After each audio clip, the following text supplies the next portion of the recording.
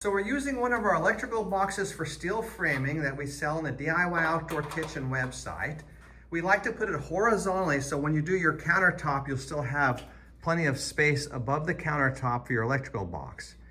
And what we do is it has pre-made holes, 3 pre-made holes. We'll put screws through that and there it is. And then your electrician can come in later and run in the electrical wiring.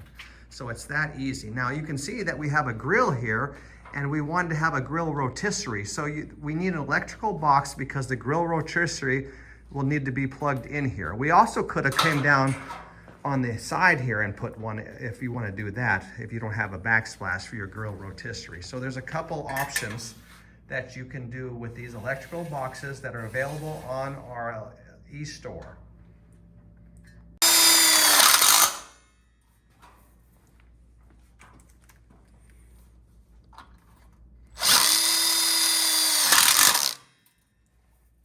This thick 20 gauge steel track is strong enough to hold this there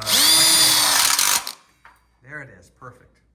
Now some people might want to make a bigger ledge on the top. We've had clients who get a 4-inch overhang kit and they put the overhang kit on the back side of this backsplash to make like a nice little shelf to put drinks or something for people who weren't going to do a split bar counter. So that's an option, adding these 4-foot sections of 4-foot backsplash catch kits.